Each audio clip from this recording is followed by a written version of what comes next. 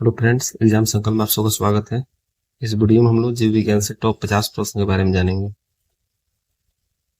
शरीर की सबसे बड़ी ग्रंथि कौन है? तो इसका सही आंसर होगा ऑप्शन नंबर सी, यकृत। मनुष्य में मादा जनन अंग से किस हार्मोन का स्राव होता है? तो इसका सही आंसर होगा ऑप्शन नंबर सी, रिलैक्सिन। मनुष्य में ऐसी गतियों का नियंत्रण किसके द्वारा होता है? सेरिब्रम द्वारा। तो इसका सही आंसर होगा option number A, cerebrum.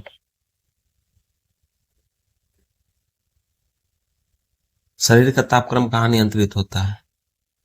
Hypothalamus. तो इसका आंसर होगा option number C, hypothalamus. Amoeba में भोजन का अंतर्ग्रहण किसके द्वारा होता है? तो इसका आंसर होगा ऑप्शन नंबर ए, कुटपाथ। निम्न में से कौन सा एंजाइम लार में पाया जाता है? टाइलिन। तो इसका आंसर होगा ऑप्शन नंबर सी, टाइलिन। वह प्रक्रिया जिसके द्वारा मनुष्य शराब ग्रहण करता है तथा छोड़ता है वह है? तो इसका सही आंसर होगा ऑप्शन नंबर ए, श्वसन।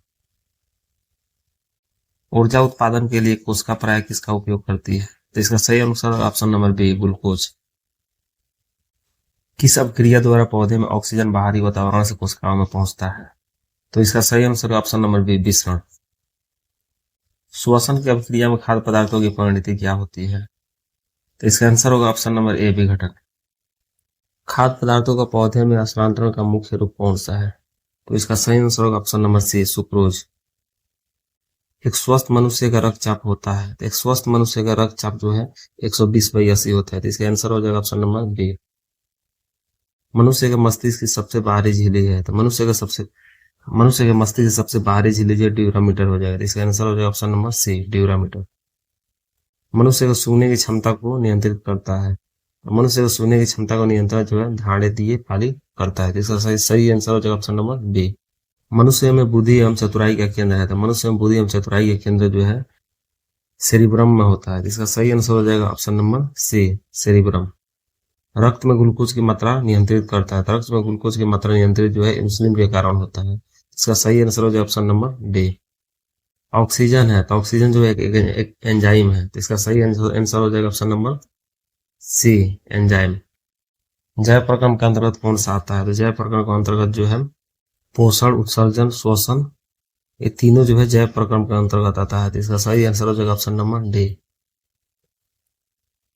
गोबर छत्ता किसके अंतर्गत आता है? तो गोबर छत्ता जो है मृतजीवी के अंतर्गत आता है। इसका आंसर हो जाएगा ऑप्शन नंबर सी, मृतजीवी।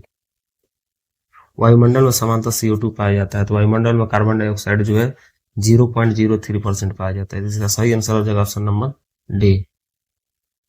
छाया में पनपने वाले पौधे को क्या कहते हैं? छाया में पनपने वाले पौधे को सियोकाइटस कहा जाता है। इसका आंसर हो जाएगा ऑप्शन नंबर सी, सियोकाइटस। मनुष्य के मुख्य श्वसन अंग क्या है? तो मनुष्य का मुख्य श्वसन अंग जो है फेफड़ा है। तो इसका आंसर हो जाएगा ऑप्शन नंबर ए, फेफड़ा।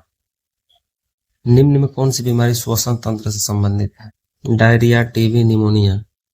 बी और सी जो है श्वसन तंत्र से संबंधित बीमारी है, टीबी और निमोनिया। तो इसका सही आंसर हो जाएगा ऑप्शन नंबर डी, बी और सी।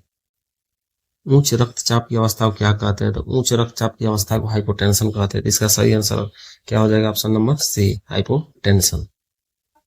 मछलियों में उत्सर्जित पदार्थ क्या है? तो मछलियों में उत्सर्जित पदार्थ जो है ऑप्शन नंबर डी हो जाएगा, अमोनिया। पौधे में आवश्यकता से अधिक जल किस प्रक्रिया द्वारा बाहर निकाले जाते हैं? तो इसका सही आंसर है ऑप्शन नंबर बी, वाष्पोत्सर्जन। निम्न में से किसी प्रकाश संश्लेषणी अंग कहते हैं? तो इसका सही आंसर है ऑप्शन नंबर ए, पत्ती। पौधे में गैसों के आदान प्रदान के लिए रहते हैं रंध्र। तो इसका आंसर हो जाएगा ऑप्शन नंबर बी, रंध्र। फेफड़ा का आकार होता है, तो फेफड़ा का आकार जो है शंक्वाकार होता है। तो इसका आंसर हो जाएगा ऑप्शन नंबर सी, शंक्वाकार। भोजन का पाचन किस प्रकार की अभिक्रिया है? तो भोजन का पाचन का अभिक्रिया जो है उपचयन अभिक्रिया है। तो इसका सही आंसर होगा ऑप्शन नंबर ए, उपचयन अभिक्रिया। हार्मोन शब्द का नामकरण किसने दिया था? तो हार्मोन शब्द का नामकरण जो है बेलिस एवं स्टार्लिंग दिया था। तो इसका आंसर हो जाएगा ऑप्शन नंबर सी।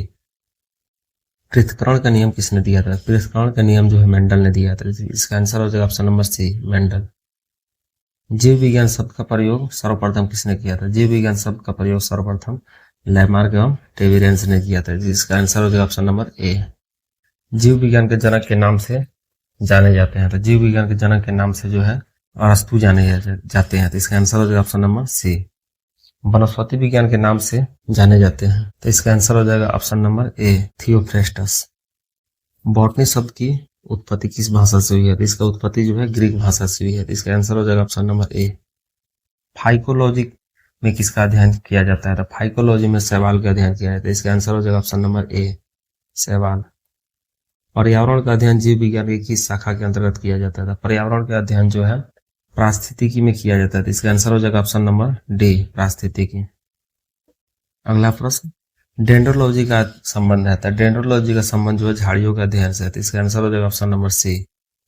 पुष्पों का अध्ययन कहलाता है। तो पुष्पों का अध्ययन जो है एंथोलॉजी कहलाता है। तो इसका आंसर हो जाएगा ऑप्शन नंबर सी, एंथोलॉजी। वनस्पति संवर्धन से संबंधित विज्ञान की शाखा को कहते हैं। तो इसका आंसर हो जाएगा option number B, horticulture. Spermology में किसका अध्ययन किया जाता है? तो स्पर्मोलॉजी में जो है बीज का अध्ययन किया जाता है। तो इसका आंसर हो जाएगा ऑप्शन नंबर बी। एग्रोस्ट्रोलॉजी में किसका अध्ययन किया जाता है? तो एग्रोस्ट्रोलॉजी में जो घासों का अध्ययन किया जाता है। इसका आंसर हो जाएगा ऑप्शन नंबर ए। पोडोलॉजी में किसका अध्ययन किया जाता है? तो पोडोलॉजी में भूमि का अध्ययन किया जाता है। तो इसका आंसर हो जाएगा ऑप्शन नंबर ए। पौधों को नाम देने वाले विज्ञान कहलाता है। तो पौधों को नाम देने वाले विज्ञान जो है वर्गीकी कहलाता है। तो इसका आंसर हो जाएगा ऑप्शन नंबर बी, वर्गीकी। निम्नलिखित में से किसी वर्गीकी का पितामह कहा जाता है? वर्गीकी के पितामह जो है लिनियस को कहा जाता है। तो इसका आंसर हो जाएगा ऑप्शन नंबर बी, लिनियस।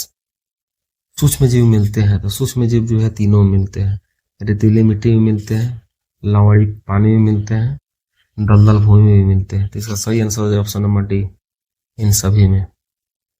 विषाणु वृद्धि करता है। तो विषाणु जो है जीवित कोशिका में वृद्धि करता है। तो इसका आंसर हो जाएगा ऑप्शन नंबर ए। साबूनदाना किससे बनाया जाता है? तो इसका आंसर हो जाएगा ऑप्शन नंबर डी, साइकस से। फलों का अध्ययन कहलाता है। तो फलों का अध्ययन जो है पोमोलॉजी कहलाता है। तो इसका आंसर हो जाएगा ऑप्शन नंबर बी, पोमोलॉजी।